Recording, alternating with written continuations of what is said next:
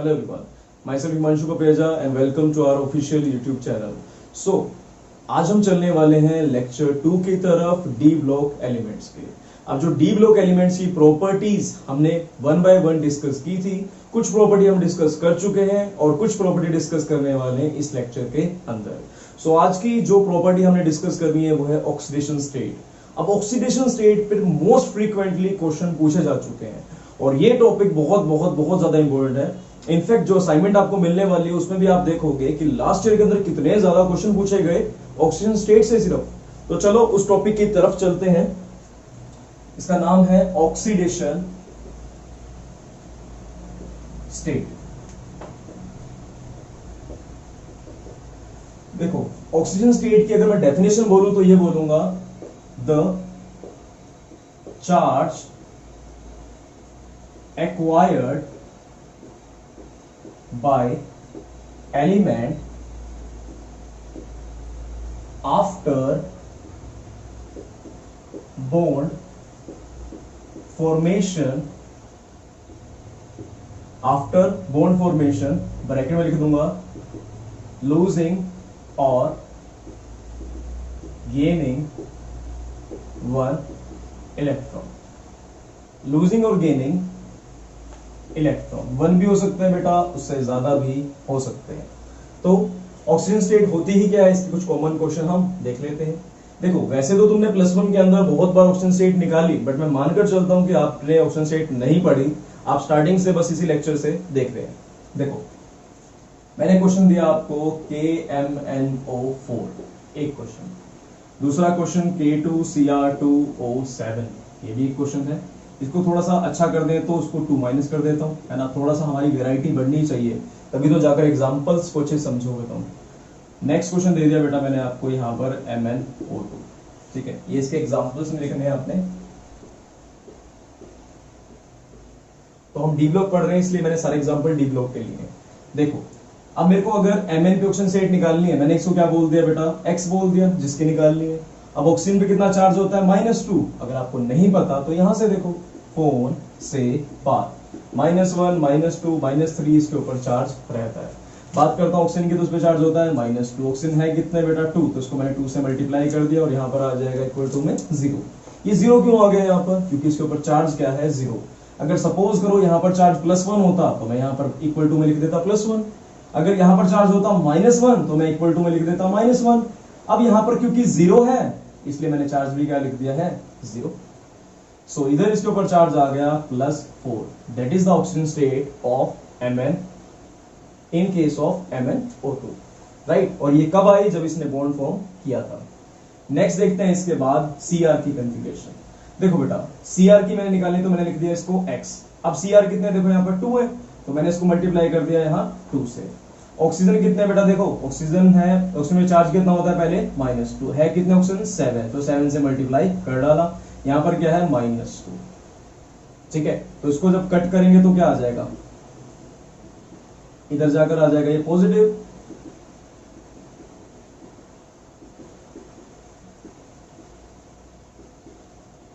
तो इसकी oxygen state आ जाएगी यहां पर +6। नेक्स्ट है KMnO4। देखो अगर मैं K की बात करता हूं तो उसके ऊपर कितना चार्ज होता है हमें पता होना चाहिए। इस पे चार्ज होता है बेटा है ली ना की रब से फरियाद, सब पे कितना चार्ज है +1 चार्ज है। अगर इसकी बात करूं तो इस पे चार्ज आ गया +1। Mn की बात करूं तो कितना चार्ज है x। ऑक्सीजन की बात करूं तो कितना चार्ज है यहाँ पर -2 × 4। इसके लिए x के लिए आपको पता है ना, क्योंकि हमने तो x को निकालना है। तो इक्वल टू में ऊपर कोई चार्ज है नहीं है तो यहाँ क्या आ जाएगा 0। अब देखो charge +1 +x -8 is equal to 0, तो यहाँ चार्ज आ गया +1। So that is the oxidation state shown by elements. अब आप देख रहे हो कि Mn ही है जो वो क्या कर रहा है, अलग अलग तरह का ऑक्सीजन स्टेट दिखा रहा है। यहाँ पर क्या दिखाया इसने +7, यहाँ पर क्या दिखाया इसने +4। MnO के अंदर क्या दिखाता है +2। तो इतनी अलग अलग तरह के ऑक्सीजन स्टेट क्यों आ रहे हैं यहाँ पर, जरा उसको भी हम यहाँ पर पढ़ना स्टार्ट करते हैं। और यही क्वेश्चन जो है बहुत बहुत बार बोर्ड ने पूछा, why transition element shows variable, variable यानी कि कहीं पर +2 कहीं पर +7 कहीं पर +4 ऑक्सीजन स्टेट क्यों दिखा रहा है। तो चलते हैं जरा इस क्वेश्चन की तलाश में।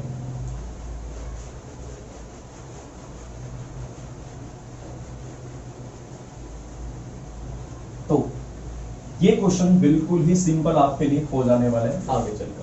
तो पहले यहां पर देखते हैं इनकी इलेक्ट्रॉनिक कॉन्फ़िगरेशन, जहां पर इनका सारा राज छुपा हुआ है। क्वेश्चन था यहाँ पर science teacher, I mean to say इसको लर्न करने का तरीका है यहाँ पर, साइंस टीचर वेरी क्रूअल, मांगे फीस कोई नहीं कुछ जाने। अब देखो इसके पास इलेक्ट्रॉन्स कितने हैं यहाँ पर, आई मीन टू से इसका एटॉमिक नंबर कितना है 21, और 21 की इलेक्ट्रॉनिक कॉन्फ़िगरेशन हमने लास्ट लेक्चर के अंदर सीखी थी निकालनी। कितनी होगी, AR 18 होता है, जो कि यहाँ पर आ जाएगा 3D1 4s2, ये रहती है बेटा इसकी कॉन्फ़िगरेशन। और वो कितनी हो गई 3D1 4s2। इसकी बात कर दूं तो कितनी हो जाएगी 3D2 4s2। इसकी बात कर दूं तो 3D3 4s2। इसकी बात कर दूं तो 3D4 4s2 होनी तो चाहिए थी, लेकिन ड्यू टू हाफ फील्ड इसकी वैल्यू कितनी हो जाएगी 3D5 4s1। यहां हो जाएगी 3D5 4s2, 3D6 4s2, 3D7 4s2, 3D8 4s2, 3D10 4s1 due to half filled, 3D10 4s2। Last lecture के अंदर अच्छे से बताया था कि हाफ फील्ड और फुल फील्ड क्यों होते हैं। ठीक है, ये लिख ली मैंने इनकी कॉन्फ़िगरेशन।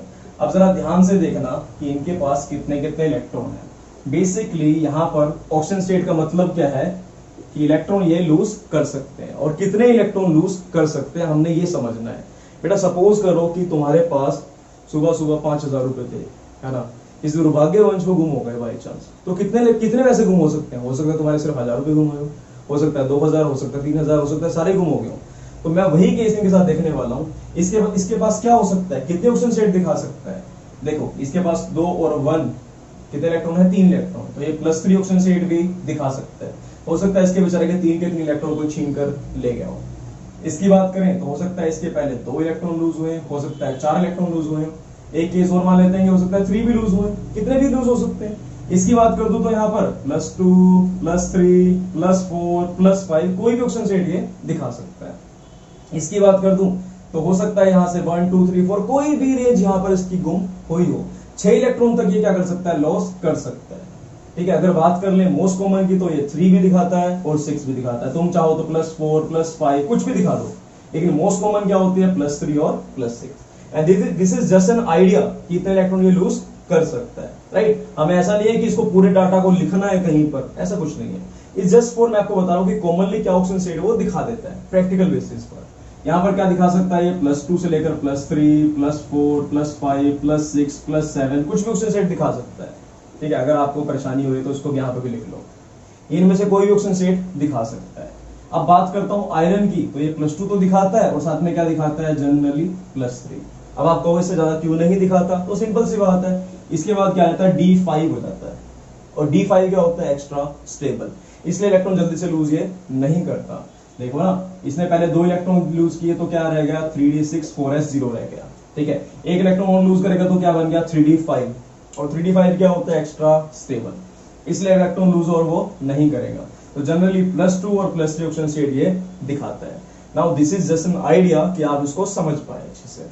नेक्स्ट है यहाँ पर कोबाल्ट। इसके बाद ये भी क्या दिखाता है, +2 और +3 ऑक्सीजन स्टेट दिखाता है। निकल की बात करूं तो ये भी क्या करता है बेटा, +2 +3 +4 ऑक्सीजन स्टेट ये दिखा देता है। अब इसके बाद बात करता हूं कॉपर की, तो जनरली क्या दिखाता है, ये +1 दिखाता है, और जनरली ही +2 भी दिखाता है। कहता है जो मेरे इलेक्ट्रॉन थे ना एक टाइम पे, कह रहे तो मेरे थे, मैं तो लेकर जाऊंगा। कभी वो 1 लूज कर देता है, कभी क्या कर देता है 2 लूज कर देता है। इसकी बात करें तो ओनली +2 दिखाता है, और ओनली +2 क्यों दिखा रहा है, अरे क्योंकि डी फील्ड है ना इसका, डी से इलेक्ट्रॉन निकलेंगे ही नहीं। सो ये था जस्ट आइडिया आपको याद करने के लिए, कि एमिटो से याद करने के लिए नहीं, सिर्फ समझने के लिए कि कैसे आप इसको वर्कआउट कर सकते हैं। ऐसा नहीं है कि आपने सबको याद करना है। अब मेरा जो क्वेश्चन था वो जरा ध्यान से सुनो। मेरा क्वेश्चन था why transition element shows variable oxidation state. और क्यों दिखाते हैं, बिकॉज देखो बेटा, यहां पर इलेक्ट्रॉन सिर्फ S से लूज नहीं हो रहे, S से भी लूज हो सकते हैं, D से भी लूज हो सकते हैं, दोनों ही जगह से इलेक्ट्रॉन लूज हो सकते हैं। इसलिए ऑक्सीजन स्टेट क्या हो गई, वेरिएबल भी होगी और ज्यादा भी हो गई। +7 तक ऑक्सीजन स्टेट भी इसने दिखाई है, +6 तक ऑक्सीजन स्टेट भी इसने दिखाई है। तो आंसर लिखो इसका because in case of transition element, it can lose electron from D, और D कितना होता है n-1D and ns both. देखो ये n-1 से भी इलेक्ट्रॉन लूज कर सकता है और ns से भी इलेक्ट्रॉन लूज कर सकता है. So it shows variable and higher oxidation state.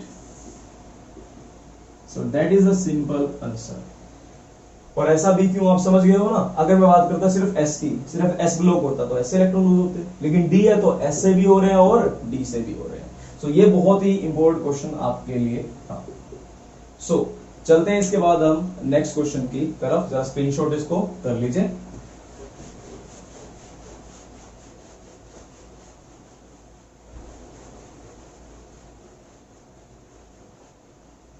देखो मेरा सबसे पहला क्वेश्चन है, out of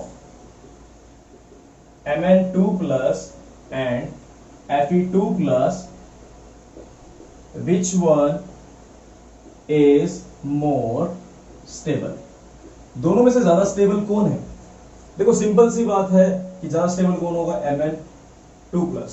तो चलो अगर नहीं समझ आ रही तो चलते हैं गहराई में इसकी. Mn की ऑक्सीजन स्टेट कितनी होती है? देखो Mn होता है 25, यानी कि क्या बनेगा 3d5 4s2, राइट. ये इनकी कॉन्फ़िगरेशन है. अगर यहां से 2 इलेक्ट्रॉन लूज हुए, Mn के पास से अगर 2 इलेक्ट्रॉन निकाल दूं और 2 इलेक्ट्रॉन पहले कहां जाएंगे, पीछे से, तो ये बन जाएगा 3d5 4s0. अगर बात करता हूं Fe2 प्लस की, तो इसको भी देखते हैं जरा. इसके पास कितने होता है 26, है ना. साइंस टीचर वेरी क्रूअल, अले बनाकर देख लेना इसे. साइंस टीचर वेरी क्रूअल मांगे फीस. कितने हैं 21 22 23 24 25 26. तो यहां पर कितने इलेक्ट्रॉन है 26. Fe2 प्लस के पास कितने इलेक्ट्रॉन होंगे? देखो Ar 3d6 4s2 तो होने चाहिए Fe के पास. अगर Fe2 प्लस की बात कर दूं, 2 इलेक्ट्रॉन निकाल दूं, तो 2 इलेक्ट्रॉन कहां जाएंगे, पीछे से. तो ये बन गया 3d6 4s0, राइट 0. अब D में कितने इलेक्ट्रॉन है? देखो 6 इलेक्ट्रॉन. और यहां पर D में कितने इलेक्ट्रॉन है, जरा देखना.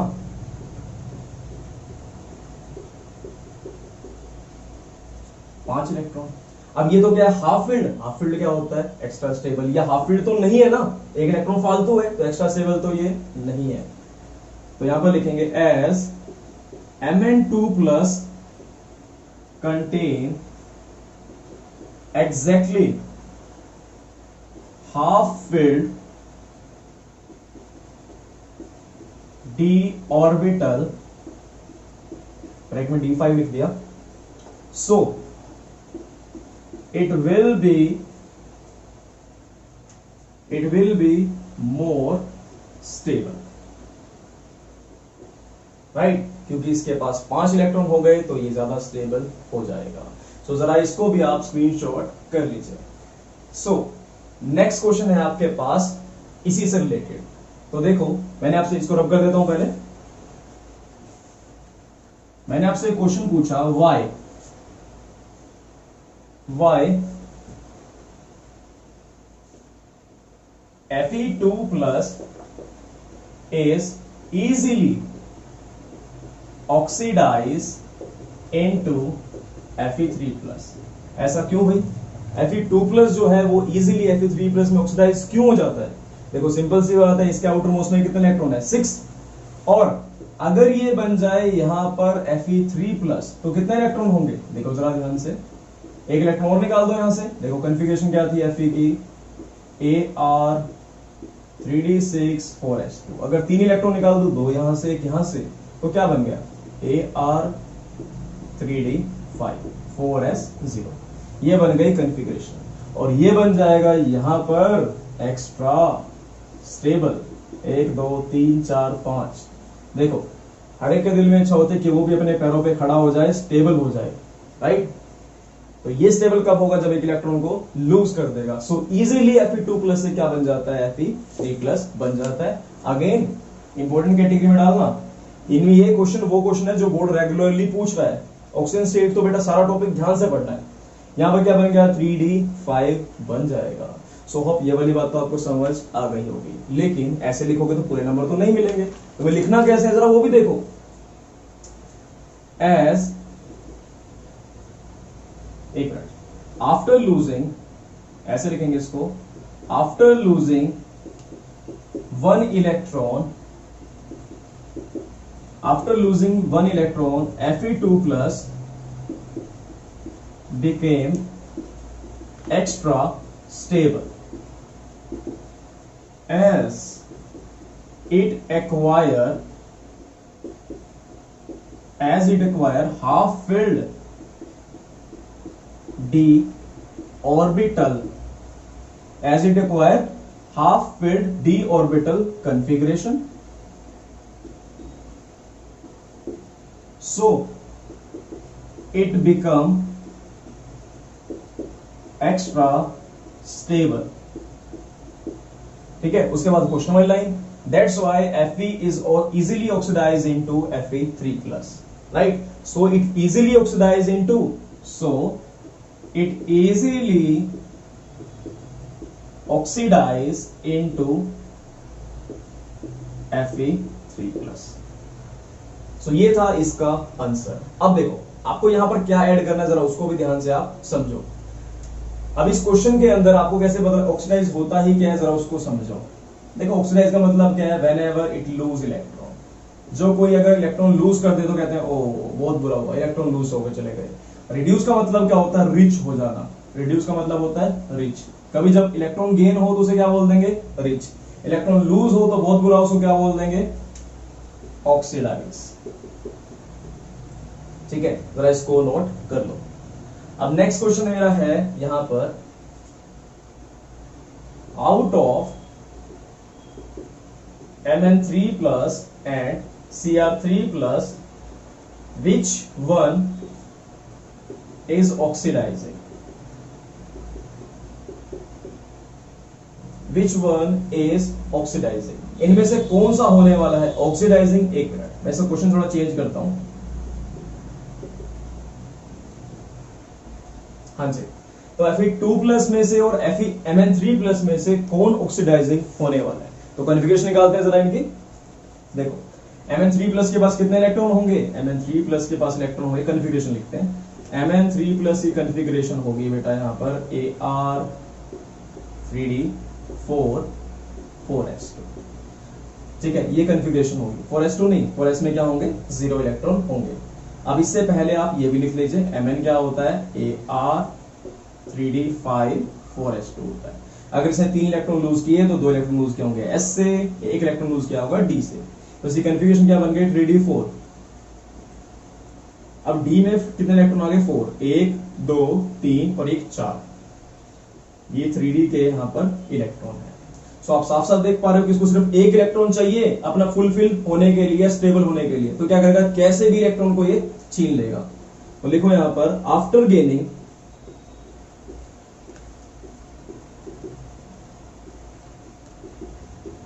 One electron it became extra stable as it acquire half filled d orbital। ठीक है, as it acquire half filled d orbital। so Mn3+, so क्या लिखोगे, so Mn3+ is oxidizing and Fe2+ is reducing। जरा ध्यान से इसको आप note कर लीजिए।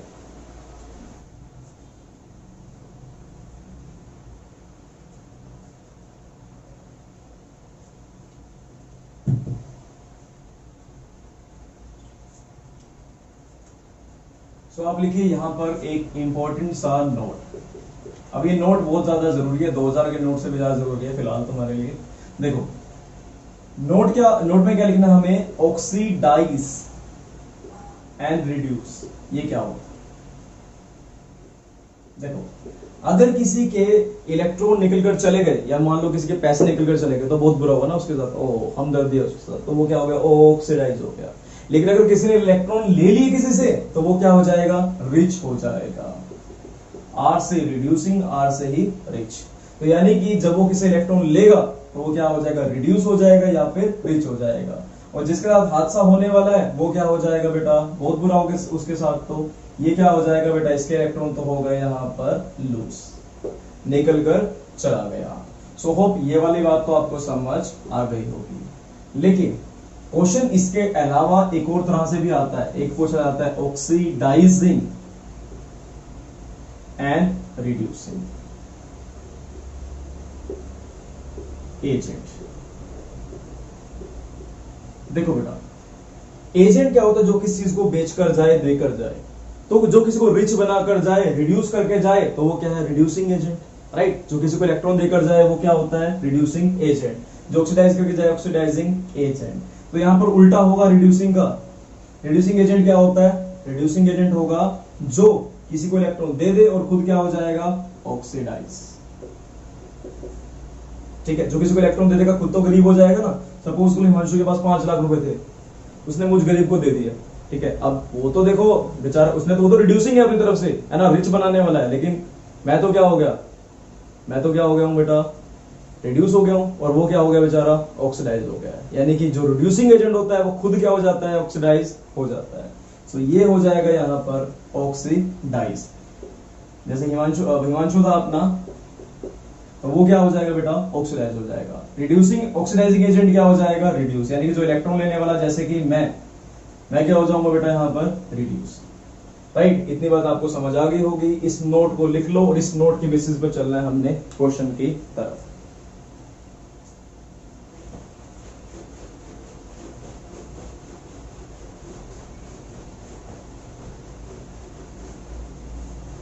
देखो बेटा, y Fe3 प्लस, एक काम करते हैं Fe2 प्लस करते हैं। y Fe2 plus is reducing but Mn3 plus is oxidising. Oxidising क्यों है? तो इस बात का आंसर सिंपल कन्फिगरेशन के अंदर छुपा हुआ है। Mn3 प्लस, Mn के पास वैसे इलेक्ट्रॉन कितने होते हैं? देखो 25। वो कैसे? साइंस टीचर वेरी क्रूअल मांगे, यानी कि 25 तक गया, है ना। 25 में से 18 तो हमने लगा लिया आर्गन। उसके बाद ये 5 था, देखो तो यहाँ भी क्या आ जाएगा? D5 आ जाएगा, 4s2 आ जाएगा। ये कन्फिगरेशन इसकी आ गई। इसमें से 3 इलेक्ट्रॉन बाहर निकालो। अगर 3 इलेक्ट्रॉन बाहर निकलेंगे तो ये क्या बन जाएगा? Argon 18 3d। देखो 2 इलेक्ट्रॉन यहां से चले गए, 1 इलेक्ट्रॉन यहां से चला गया, तो ये क्या बन गया? 3d4 बन गया। 1 2 3 4। अब देखो इसके पास 4 इलेक्ट्रॉन है, कहीं से अगर इसको 1 इलेक्ट्रॉन आ जाए, कैसे भी मिल जाए, तो ये क्या हो जाएगा? रिड्यूस हो जाएगा। सही बात है कि नहीं? रिड्यूस होकर, रिड्यूस क्यों हो रहा है वो भी? क्योंकि बेटा हाफ फील्ड को क्या कर लेगा? अचीव कर लेगा। तो ये कोशिश करेगी कहीं से भी इलेक्ट्रॉन छीन डाले। लेकिन बात करता हूं अगर मैं Fe2 प्लस की, तो इसके पास इलेक्ट्रॉन कितने? 26। अब 26 में क्या बनने वाला? ये आर्गन D6 4s2। अब देखो इसने 2 इलेक्ट्रॉन लूज करे तो क्या बन गया? 4s 0 बन गया। देखो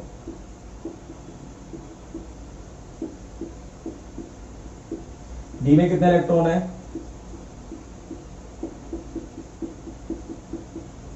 D में इलेक्ट्रॉन है बेटा यहां पर 6। तो D में अगर 6 इलेक्ट्रॉन है, अगर एक इलेक्ट्रॉन लूज कर दे तो क्या हो जाएगा बेटा? ये अगर इलेक्ट्रॉन लूज कर देगा तो ये D5 को अचीव कर लेगा, ऐसे बन जाएगा। सही बात है कि नहीं? और ये D5 कब बनाएगा? जब इलेक्ट्रॉन क्या कर लेगा? गेन कर लेगा। तो टेक्निकली ये क्या होगा? दूसरे से इलेक्ट्रॉन छीनेगा तो ऑक्सीडाइजिंग हो गया। ये किसी को इलेक्ट्रॉन देगा तो ये क्या हो गया? रिड्यूसिंग हो गया। देखो after gaining 1 electron Mn3 plus become, या फिर एक्वायर्ड, एक्वायर्ड अच्छा वर्ड है, acquired exactly half filled d orbital which is extra stable. Hence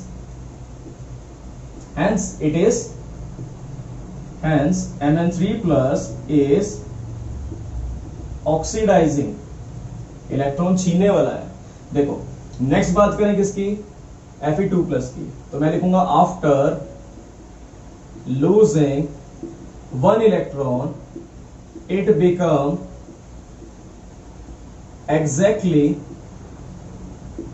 half filled, so it is reducing in nature. So ये था बहुत ही इंपॉर्टेंट टॉपिक, इसको भी आपने यहां पर लिख लिया।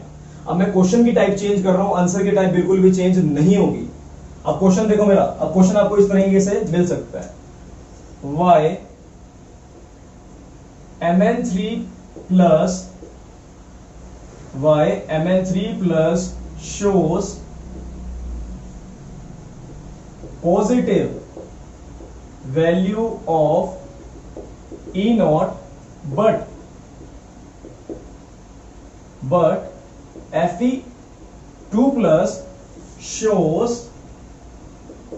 shows negative value of E naught। ठीक है, अब यहां पर और डाल लेना, यहां पर और। सो ये आपने यहां पर लिखना है, क्वेश्चन सेम है और दोनों के दोनों अत्यंत इंपॉर्टेंट क्वेश्चन। अब जरा ध्यान समझना इसको। देखो इसको बताने के लिए, याद करवाने के लिए मैंने ट्रिक आपको बता रखी है, और वो ट्रिक है NRI। जितना कोई नेगेटिव होगा, जितना कोई नेगेटिव होगा उतना ही क्या होगा, वो रिड्यूसिंग होने वाला है। ठीक है, आई बोले तो कुछ भी लगा लो, ठीक है, तो इंडिया लगा लो। ठीक है, जितना नेगेटिव होगा उतना ही क्या होगा, रिड्यूसिंग होने वाला है।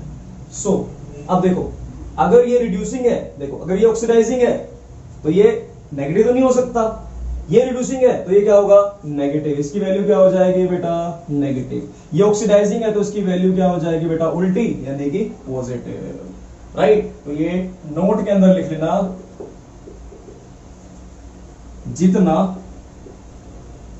जितना नेगेटिव उतना रिड्यूसिंग, और नेक्स्ट में जितना पॉजिटिव उतना ही ऑक्सीडाइजिंग। सो ये नोट भी आपके लिए जरूरी है, जरा इसको नोट कर लीजिए, फिर नेक्स्ट क्वेश्चन की तरफ चलते हैं।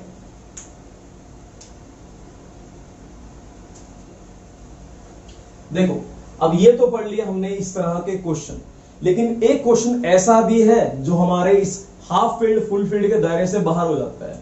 उस क्वेश्चन जो आया तो वो तो कम बात है, लेकिन जब भी आया तो बच्चा उसमें कंफ्यूज हो जाता है, वो लगाता है हाफ फील्ड, वो लगाता है फुल फील्ड, और सब कुछ गलत कर बैठता है। अब वो क्वेश्चन एक एक्सेप्शनल क्वेश्चन की टाइप का है। एक्चुअल में हुआ क्या कि जब उसको पानी के अंदर डालकर देखा गया तो उसकी एग्जैक्ट वैल्यू हमें पता चली, और वो पॉजिटिव और नेगेटिव थी। सो उसी एक्सपेरिमेंटल डाटा के बेसिस पर उसका आंसर मुझे करना है। उस क्वेश्चन को जरा मैं यहां पर लिखवा देता हूं। तो आपने क्या लगाना है, इस ट्रिक को, इस नोट को यूज करना है वहां पर पढ़ने के लिए।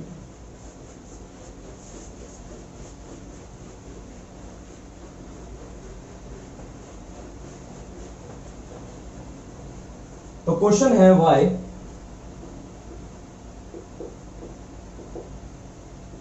Cr3 plus is reducing, but Mn3 plus is oxidizing, although both have D4 configuration। देखो आपको D4 देखकर ही पता चल गया होगा कि यहां पर तुम दोनों की कंफ्यूजन D4 है तो दोनों ही या होते तो ऑक्सीडाइजिंग होते, है ना। तो यहां पर ये half field full field concept तो खत्म कर दोगे। और खत्म क्यों कर दोगे? क्योंकि डी में कितने इलेक्ट्रॉन है? 4 इलेक्ट्रॉन है, और 4 वाला क्या होता है बेटा?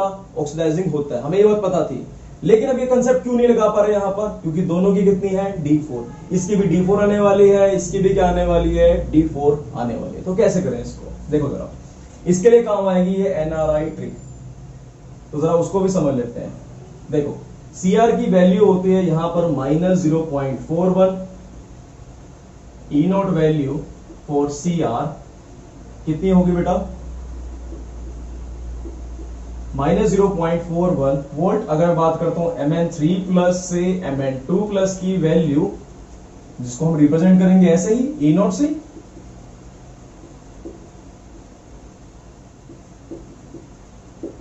इसकी वैल्यू होने वाली है यहां पर +1.55 वोल्ट। अब तुम्हें अगर ये वैल्यू याद नहीं है तो क्या करोगे? वैसे तो क्वेश्चन एक ही है, आप याद करना चाहो तो कर सकते हो, पर अगर याद नहीं भी है तब भी याद रखना अपनी ट्रिक NRI। तो सिंपल सी बात कर दोगे, जो ऑक्सीडाइजिंग है वो क्या है? रिड्यूसिंग। अब गलत बोल दिया, जो नेगेटिव है वो क्या है? रिड्यूसिंग, और जो पॉजिटिव होगा वो क्या होगा? ऑक्सीडाइजिंग। तो अगर ये डाटा याद है तब भी, नहीं याद है तब भी, आपने आंसर लिखना है as E nought value for Mn3 plus 2 Mn2 plus is positive, hence it is oxidizing in nature. But in case of Cr3 plus 2 plus E naught value is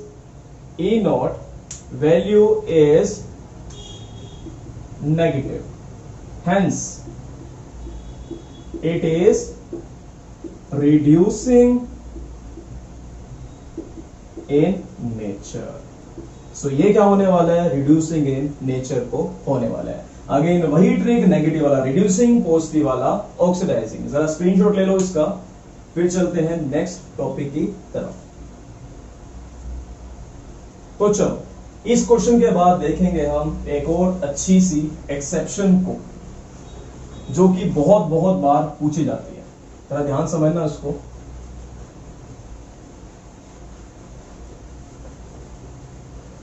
तो पहले मैं एक क्वेश्चन देता हूं तुम्हें, what is maximum oxidation state shown by oxoanion। ये oxoanion होता ही क्या है? जहां पर ऑक्सीजन भी जुड़ा हो और नेगेटिव चार्ज भी जुड़ा हो मेटल से या फिर नॉन मेटल से भी, इसे क्या बोल देंगे? oxoanion बोल देंगे। जरा देखते हैं इसको। अब देखो, इसका आंसर सिंपल सा है, the highest oxidation state is shown by Mn and chromium metal। और वो कौन सी है बेटा? देखो, MnO4 नेगेटिव या फिर Cr2O7 2-। ये क्या है बेटा? इसकी ऑक्सीडेशन स्टेट। अब अगर आपको एग्जांपल याद रखने में कोई दिक्कत आ रही है तो उसको जरा ध्यान समझना। वैसे इसकी ऑक्सीडेशन स्टेट देखो, पहले कितनी आ गई? +7। इसी कितनी आ गई बेटा? +6। That is the highest oxidation state shown bye manganese and chromium. जरा ध्यान से देखते हैं आए कहां से। क्या आपने KMnO4 पढ़ा था, यानी कि KMnO4? तो आगे जितना पॉजिटिव उतना ही पीछे नेगेटिव। इसको ब्रेक कर दिए यहां से, यहां पर क्या है? +1, तो बगल में क्या आ जाएगा? -1। हटा देते हैं इसको। क्या बन गया? MnO4 negative. आपने ये पढ़ा होगा K2Cr2O7, है ना। बच्चे बोलते हैं सर कल कराना और, सारे बोलते हैं साथ साथ, कल कराना और। तो अगर यहाँ पर +1 चार्ज आता और यह है कितने? 2, तो इंटू में 2 आ गया तो क्या आ गया? +2। यहाँ पर क्या आ जाएगा? -2। तो इसको तुम ऐसे याद कर पाओगे, ठीक है। और आता भी ऐसे ही है। तो that is the highest oxygen state shown bye Mn and chromium metal. तो ये मेटल वो है जो हाईएस्ट ऑक्सीजन स्टेट को शो करते हैं। एक दिखा रहा है +7, दूसरा दिखा रहा है यहां पर +6। अब अच्छा सा क्वेश्चन यहां पर बनता है, why highest oxidation state is shown by oxygen not by fluorine. जबकि ज्यादा इलेक्ट्रोनेगेटिविटी किसकी होती है? क्लोरीन की। But fluorine is more electronegative than oxygen. ऐसा क्यों भाई? तो देखो बेटा, अब इसका सिंपल सा आंसर बताता हूं आपको कि क्या होने वाला है। देखो, अगर मैंने बोला एक मेटल ने MnF4 बनाया और MnO4 नेगेटिव बनाया, दोनों बनाए, तो ऑक्सीजन क्या करता है? यहां पर मल्टीपल बॉन्ड बनाता है, यानी कि दो बॉन्ड बनाएगा। लेकिन फ्लोरीन क्या करता है बेचारा? एक बॉन्ड बनाता है। अगर आप ऑक्सीजन स्टेट को निकाल कर देखोगे तो क्या निकलने वाली है? यहां पर आ गई X, ऑक्सीजन की -2 × 4 × -1, क्या आ जाएगा बेटा? यहां पर +7। इसकी बात करूं तो कितनी ऑक्सीजन स्टेट आएगी यहां पर आने वाली है इसकी +3 ऑक्सीजन स्टेट मिलने वाली है, राइट। तो इसने ऑक्सीजन स्टेट क्या दिखाई? कम दिखाई। इसने क्या दिखाई? ज्यादा दिखाई। अगर डिटेल में जाना चाहते हो, ये पार्ट अगर डिटेल, यहां मैं बता रहा हूं, चलो डिटेल में जाकर थोड़ा सा, अगर आपको एग्जाम में तो कभी नहीं लिखना, लेकिन समझने के लिए देखो, यहाँ कितने F है? यहाँ पर 4 F है। अगर एक बॉन्ड को तोड़ूं तो यहाँ पर क्या आएगा? Negative charge. इस पे क्या आएगा? Positive charge. इस बॉन्ड को तोड़ूं, इस पे नेगेटिव, इस पे पॉजिटिव। इस बॉन्ड को तोड़ा, इस पे नेगेटिव, इस पे पॉजिटिव। इसको तोड़ा, इस पे नेगेटिव, इस पे पॉजिटिव। यह है bond breaking method oxygen state को समझने के लिए। देखो, तो यहाँ पर कितना आ गया? 1 2 3 4 ऑक्सीजन स्टेट आई, राइट।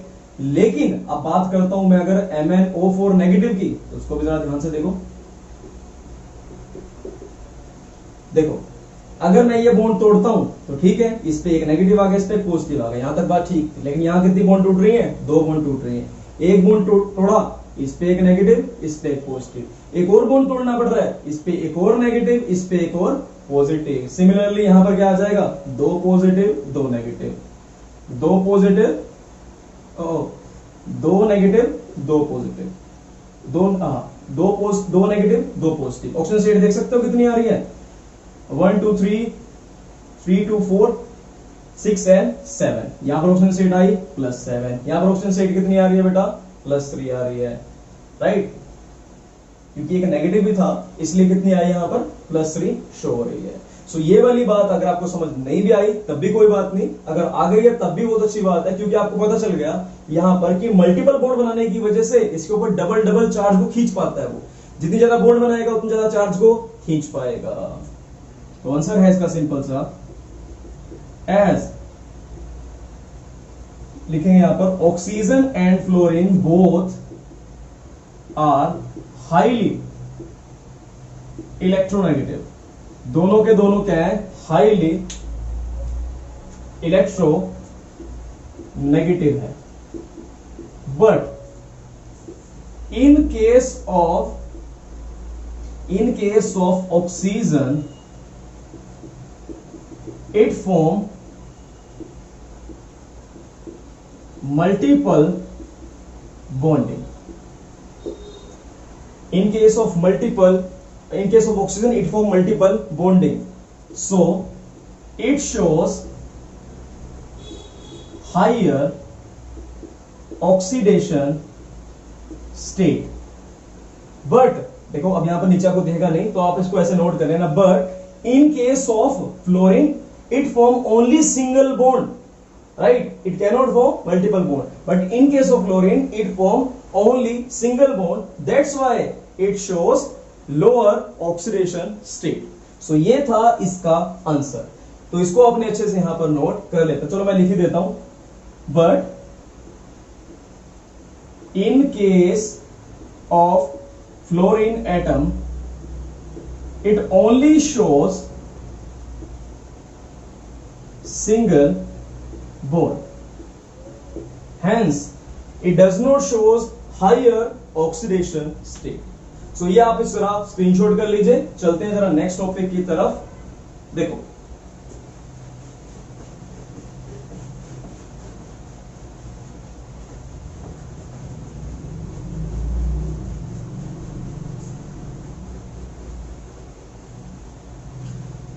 अब एक क्वेश्चन यहां पर बनता है, पहले तो नोट लिखो फिर क्वेश्चन लिखना। Oxidation state is directly proportional to acidity. जैसे जैसे ऑक्सीजन स्टेट बढ़ेगी वैसे वैसे एसिडिटी उसकी राइज होने वाली है। तो ये बात तो आपको समझ आ गई होगी।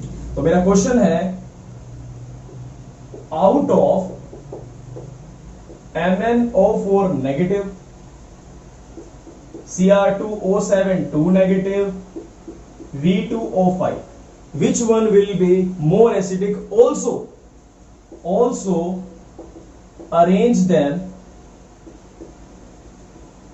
in increasing order. So बच्चों के नंबर कहां कटते हैं? इंक्रीजिंग डिक्रीजिंग ऑर्डर लिखने के अंदर। ये तो सारे जवाब दे देते हैं, लेकिन नंबर कहां कटवा रहे होते हो तुम? उनको अरेंज करने में। तो सबसे ज्यादा एसिडिक कौन सा होगा? सबसे ज्यादा एसिडिक होगा, देखो +7 +6 +5 निकाल लेना भाई। क्या आने वाली है यहां पर? +5 आने वाली है। सो पहले का आंसर है बेटा, सो MnO4 minus will be most acidic as it has highest oxidation state, क्योंकि इसकी ऑक्सीजन स्टेट क्या है? मैक्सिमम है। नेक्स्ट, अगर मैं ऑर्डर में अरेंज करूं तो बच्चे क्या करते हैं? देखो वो भी देख लो जरा। बच्चे ऐसे अरेंज कर देते हैं, सबसे ज्यादा ये, उसके बाद ये, उसके बाद ये। बेटा ये ऑर्डर हो गया आपका डिक्रीजिंग। हमने डिक्रीजिंग ऑर्डर में अरेंज कर दिया। आपके एरोज में मानता हूं कि आपने ज्यादा की तरफ ये इसको दिखा दिया, लेकिन फिर भी गलत है ना। ये आपको अरेंज करना है सबसे पहले सबसे कम वाला। सबसे कम वाला कौन? V2O5, उसके बाद Cr2O7 2 माइनस वाला, ठीक है। और सबसे बाद में, यानी कि सबसे हाईएस्ट सबसे बाद में, यह है आपका इंक्रीजिंग ट्रेंड। तो जरा इसको भी हम नोट यहां पर कर लेंगे। तो चलते हैं जरा नेक्स्ट क्वेश्चन की तरफ। एक नोट और लिख लीजिए बेटा यहां पर।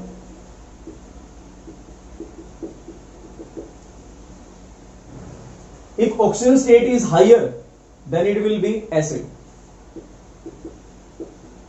Higher oxidation state element will be acidic. Second, lower oxidation state element will be basic और एम्फोटेरिक। तो चलो इस नोट को क्वेश्चन बना देते हैं, क्योंकि ये क्वेश्चन पूछा भी जा चुका है। क्वेश्चन ये था, higher oxygen state element shows acidity but lower oxygen state show basicity and amphoteric nature. तो वहां पर सिंपल आंसर लिखना है, because acidic character increases as oxidation state increases, ठीक है। as oxidation state is directly proportional to acidicity, ठीक है। That's why higher, अब ये बात तो मैं लिख दी, अब यहां पर ये भी लिखना है, that's why higher oxygen state element will be acidic in nature and lower oxygen state element will be basic और amphoteric. So ये आपका क्वेश्चन भी बहुत इंपॉर्टेंट रहने वाला है। So होप ये वाली बात भी आपको समझ आ गई होगी। So अब चलते हैं क्वेश्चन में सबसे बढ़िया क्वेश्चन की तरफ, जहां आपको समझने में टाइम लग सकता है। हो सकता है क्वेश्चन आपको चुटकी बजाकर समझ आ जाए, हो सकता है आपको 2 बार देखना पड़े। दोनों ही केसेस हो सकते हैं, depending upon your concentration level.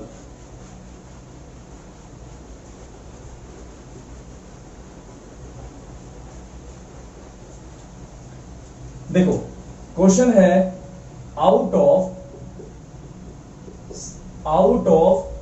CuCl2 and CuCl, which one is more stable in aqueous state and why। देखो इस क्वेश्चन की तरह से 2-3 क्वेश्चन बनने वाले हैं, तो इस क्वेश्चन को ध्यान से समझना ताकि वो जो 2-3 क्वेश्चन की वैरायटी आपको मिलने वाली है वो समझ आ सके। देखो सबसे पहले तो यहां पर हमारा मतलब है कॉपर 2+ से, क्योंकि देखो ना इस पे चार्ज क्या आएगा कॉपर 2+ और इस पे चार्ज क्या आएगा कॉपर 1+। सिंपल सी बात है, इस पे -1 है तो इस पे क्या आ गया +1, इस पे -1 × 2 है तो -2, इस तरफ भी क्या होगा +2। नहीं तो दूसरा तरीका बताइए ऑक्सीजन स्टेट को निकालने का, उससे देख लेना, है ना। क्वेश्चन बोल सकते हैं out of Cu2+ and Cu+1 which one is more stable, right. Question खास ये भी हो सकता है out of Cu2+ and Cu+1 which one is more stable, या फिर out of Cl2 and CuCl which one is more stable in aqueous state and why. देखो बेटा पहले तो कॉपर +2 की कॉन्फ़िगरेशन देखो आप। देखो कॉपर +1 क्या होगा, पहले कॉपर ही क्या होता है उसको देखो, 29 होता है इसका, यानी कि 3d9 होना चाहिए। Ar 3d9 की जगह क्या हो जाएगा 3d10, क्योंकि ये क्या होता है हाफ फिल्ड, इसलिए एक्स्ट्रा स्टेबल। अगर बात करता हूं +2 की तो ये क्या बन जाएगा Ar18 3d9 4s0, ये इनकी कॉन्फ़िगरेशन है।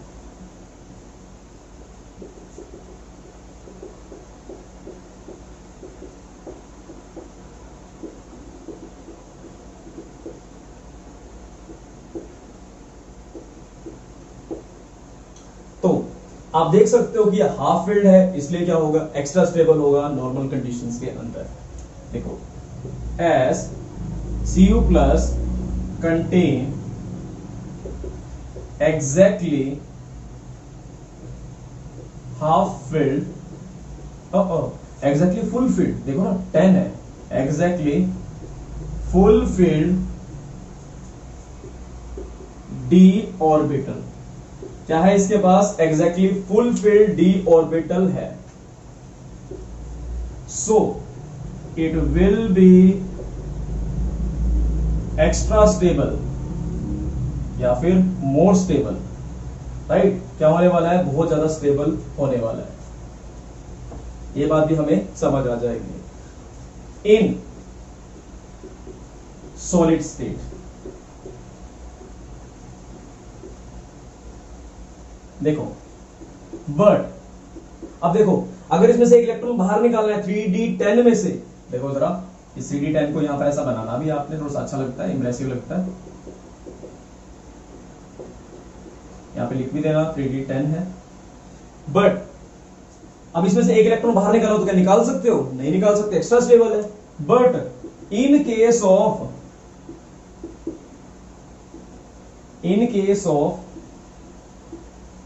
aqueous medium it shows copper 2+ oxidation state. और इसने कैसे दिखा दी, मैं हम तो मानने को तैयार ही नहीं है कि हाफ फील्ड में से कोई इलेक्ट्रॉन निकाल कर लेगा, मानने वाली बात ही नहीं है। क्योंकि जब देखो फुल फील्ड था तो फुल फील्ड में से एक इलेक्ट्रॉन ऐसे कैसे लेकर चला गया कोई भी, और पानी ने ऐसा क्या कमाल कर दिया कि यहां से इलेक्ट्रॉन निकल कर चला गया।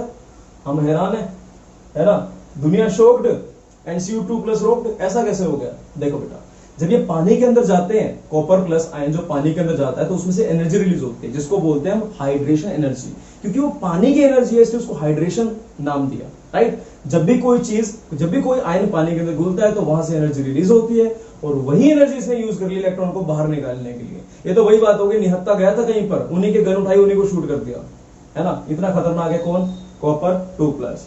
सो as it release, या फिर ऐसे लिखेंगे as copper 2+ shows highly negative value of hydration energy, so it compensate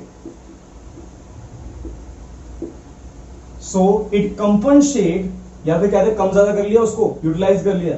so it compensate the second ionisation energy hence it shows Cu2 plus oxidation state in aqueous solution। तो हमने पूछा इतनी energy आई कहां से तेरे पास, तो उसने बोला पानी में गया था, पानी से क्या मिली उसको, एनर्जी मिली। उसी एनर्जी को इसने कॉपर +1 से क्या बना डाला, +2 बना डाला। तो ये जो एनर्जी थी बहुत ज्यादा, ये किससे मिली, देखो ऐसे बोलूं इसको एनर्जी किससे मिली है, तो ये एनर्जी मिली इसको हाइड्रेशन से, ठीक है, हाइड्रेशन से। अब देखो इसने दिखाई यहां पर वैसे डिस्प्रोपोर्शनेशन रिएक्शन। अभी क्वेश्चन और भी बताऊंगा कि डिस्प्रोपोर्शनेशन रिएक्शन कैसे दिखाता है। यहां पर एक तो क्या हो जाता है बेटा, ऑक्सीडाइज, एक हो जाता है रिड्यूस। इस तरह की रिएक्शन को भी ये शो करता है, ठीक है। इसको बोलते हैं बेटा हम डिस्प्रोपोर्शनेशन रिएक्शन। अब मैं तुमसे क्वेश्चन पूछ ले, why it shows disproportionation reaction, बिल्कुल सिंपल आंसर, सेम आंसर।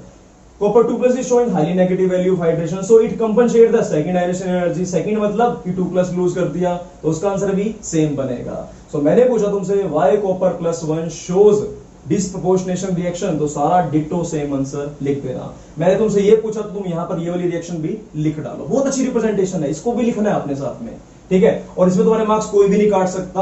अब एक क्वेश्चन और भी आता है, why copper +1 is not stable in aqueous solution, right? why copper 2+ is stable in aqueous solution, या फिर why this, इस तरह से कोई भी क्वेश्चन आएगा तो सेम आंसर, सिर्फ एक आंसर, और वो ये है, दैट इज हाईली इंपॉर्टेंट। ये वाला पार्ट आप छोड़ सकते हो, मतलब लिख लो, अच्छी बात है, लेकिन अल्टीमेट जो हमें चाहिए वो ये चाहिए, ठीक है, क्योंकि एक्सेप्शंस पूछे जाते हैं और ये एक एक्सेप्शन है, अच्छी नोट कर लो जरा। अब मैंने आपको बताना है सिर्फ डिस्प्रोपोर्शनेशन रिएक्शन, ये डिस्प्रोपोर्शनेशन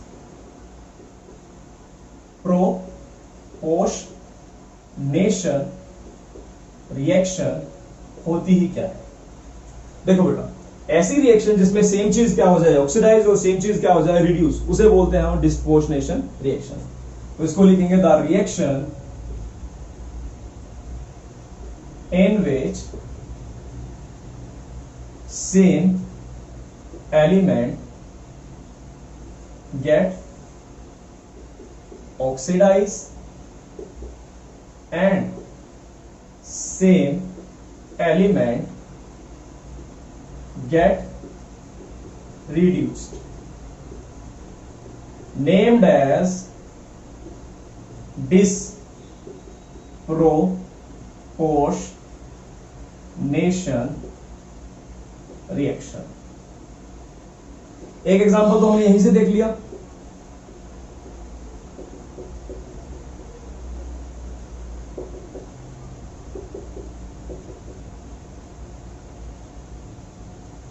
एक तो क्या हो गया बेटा रिड्यूस, दूसरा क्या हो गया ऑक्सीडाइज, और ये क्या हो गया यहां पर reduce. So that is the very important topic, और ये यहां पर लेक्चर खत्म होता है। सो हमने मोस्टली यहां पर जो क्वेश्चन पूछे जा सकते थे वो डिस्कस कर डाले हैं। So thank you so much, and मिलते हैं हम नेक्स्ट लेक्चर के अंदर।